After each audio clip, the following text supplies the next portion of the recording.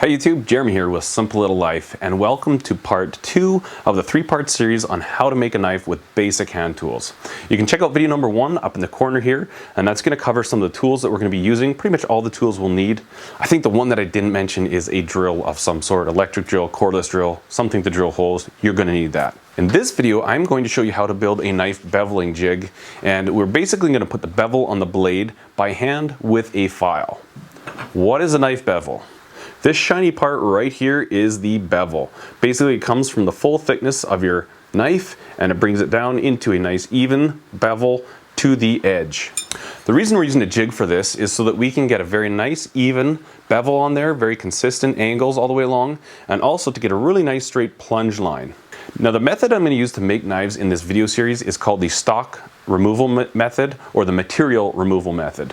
All that means is that you start out with one piece of metal and you remove all the material off of it that you want. So to get the shape that we want, the profile, we cut all the material away from the knife that we want. To get our beveling done, we file all that away and we remove the metal to get that angle down to our edge. There's no blacksmithing or forging involved. That's a much more complicated process and it takes a lot more tools, a lot more space, and it's a lot more work. If you want to get into knife making, the material removal method is by far the simplest way to do it. I think you'd be shocked at how simple this is to make a beveling jig, and from what I show you in the video, you can go as elaborate, as heavy duty, and as adjustable as you would like. What I'm going to show you is just the bare bones basic concept of what we're trying to accomplish here. But with what we make in the video today, you will be able to put a nice bevel and make a great looking little knife. All in, you're probably looking at maybe an hour of time and maybe 20 bucks in materials, so definitely a great place to get started. Let's head to the workbench and get started. So when we're looking to build a beveling jig, it's just, the important thing is to understand the basic concept of what we're trying to do. All we're really trying to do is to maintain a consistent angle of our file as we're removing the material from our knife. That way we get a very even bevel on our blade. And really, there's a lot of different ways you can do that. Some are better than others, but it's actually incredibly simple to do. So let's just take a look at kind of the little setup that I use to do this. Some of the materials you're going to need is obviously a file. Typically you'll want some type of a frame, piece of wood. It could be metal, good both sides, 3/4 inch plywood. It could be all sorts of stuff. You could even integrate it into a workbench if you choose. Not complicated, quite simple to do. Basically you've got your wood that you're going to make for a frame, and then you need some type of a way of holding your file. And what I use for this is a piece of very heavy walled tubing. I'm not sure where I got this. This has just been kicking around the garage for a long time. And I would say it looks almost like it's 3/16 wall. And I would say that's probably like a 1/2 inch tube. So very rigid. I would say that's quite an important part about this part of your jig, is that you want it to be very rigid. And then basically on the end of this, what I've done is I've just welded 2 pieces of flat bar, and I drilled a 1/4 inch hole, and I use a 1/4 inch bolt with a nylock nut, and that allows me to clamp the end of my file, and it's very rigid. Alternatively, you could use a piece of metal like this and simply get a hose clamp and clamp your file. Make sure you get it on there fairly well, and clamp your file to the rod.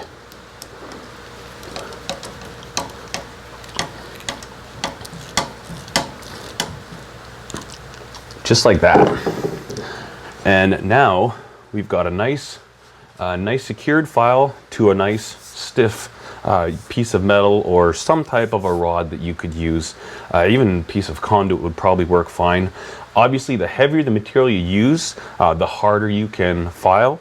If your stuff is a little bit flexible, it just means you might have to take it a little bit easy when you're making your cuts. But that's also a very simple way to go. But since I have my clamp already set up on the other end, I'm just going to take this off. So the basic concept here is that you're going to rest this far end, the end that doesn't have your file on it, up on an elevated surface. And this is where your knife is going to be, right at the working end of your jig. Move this. Your file is going to be at the working end of the jig. So basically, depending on how high you elevate the other end of the rod, that will determine the type of bevel you put on there. Now you can do the elevation any way that you want. I've done it before with just stacking 2x4s, and then I'll also use pieces of other plywood of different thicknesses to give me whatever height I want. You're gonna have to experiment with your heights to figure out the angles that you're gonna want for your bevels. But like I say, that's the basic concept, is that you figure out a way to secure this rod at an angle that's consistent. So as you're filing, it's gonna stay the same and you'll get a really nice even bevel that way. The way I'm gonna do this, I've got this 2x6 here. This is gonna be my work plate, or I guess the base of the jig. I've got another section of 2x6 that I've just trimmed down. I'm gonna screw that onto there, and I picked up these two hooks. I didn't know which one would work the best. One is threaded, and one is just like a lag bolt type end on it, just a screw end on it. I'm gonna use this one actually because when I kind of measured it out for my angles, if I put this in here about at that height, that's going to give me the angle I want over the length of my jig. So I'll go ahead and screw this onto here. I'll go ahead and drill some pilot holes through here.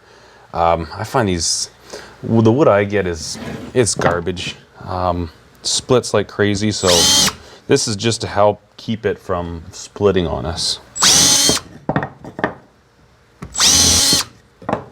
Then we'll go ahead and screw it to the base of our jig.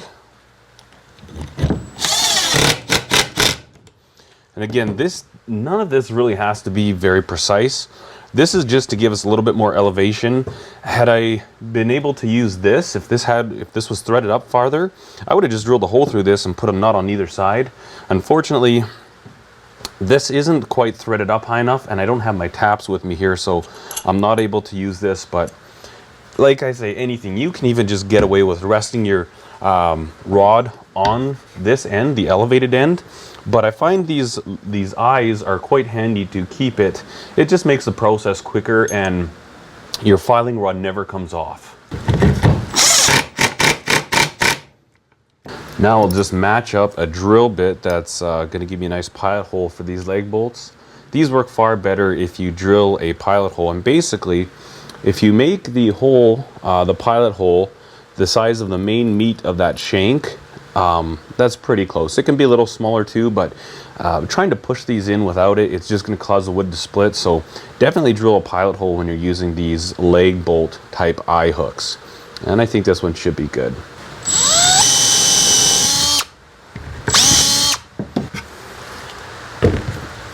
And put in your leg bolt.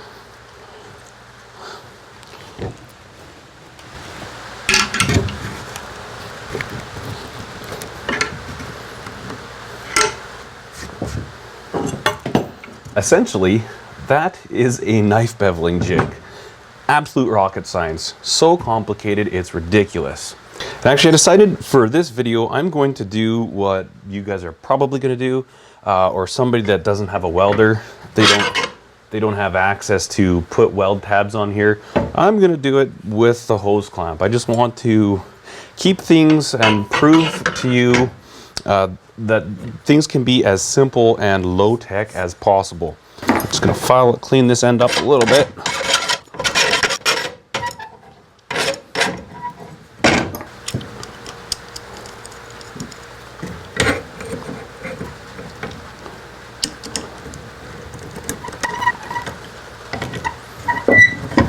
So here at the working end, you'll be working off the edge of your base.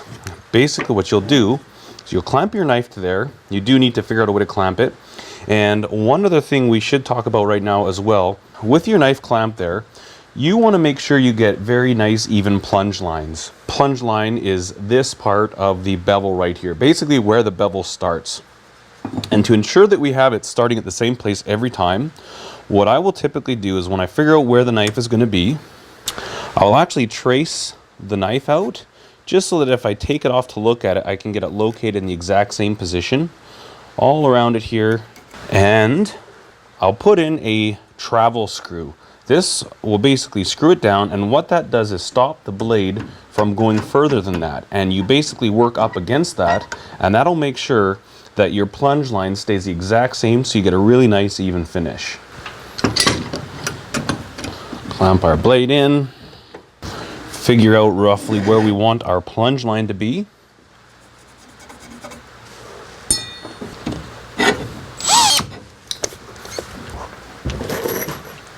put in our stopper screw. Now with that stopper screw there, you can see we are going to control how far our file goes towards the handle, thus creating a plunge line. You can already see how effectively that works. It's a very controlled edge there. And that's going to give us a nice plunge line. One other thing that can affect your plunge line, obviously we've got it secured at the working end. The reason I like to use eye bolts is that it locates this end too. If we didn't have this end secured and it was moving all around, we don't really have any definition to this point if this other end can float. Basically, you could pivot around your stopping screw there and kind of end up with some not so straight plunge lines. So that's another one of the reasons why I do like to use the eyelet, something to really lock it secure. Oh my goodness, we're starting to make a knife. As you can see, guys, this is a very simple concept. Anybody can grab this stuff, these materials. You know, one option if you want to spend some time making a really nice one is you can get, first of all, better wood. If you had a really nice hardwood or even some really good quality plywood and had it several layers thick, glued, clamped, you could actually drill and tap the plywood and use bolts like this with a jam nut and maybe even put a few different holes in there so that you could move your guide in and out depending on the type of knife you're building. But I'm building this strictly for the sake of this video, the demonstration, so I'm not getting very carried away with it. What I really want you to understand is the concept. All you're trying to do is control this. Once you do that, you're on your way to making a knife. One other thing that you need to understand is that files cut in one direction only. One thing that drives me nuts is when I see people with a file and they're just pressing on it back and forth on both directions. That doesn't work. You're just going to wreck your files. Your handle's here, you're pushing it. If you want your files to last a really long time, push, lift, push, lift, push, lift. I cannot stress the importance of that. Files cut in one direction only. And also, like I had mentioned in a previous video, get yourself a file card. Clean out the material with a file card and using it in its proper cutting direction, you will get years and years and years of life out of a good quality file.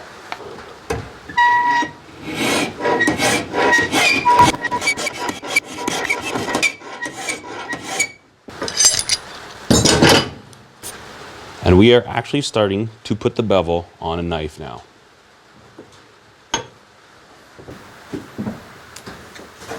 All right, guys, there you have it. A super simple way to make a bevel jig.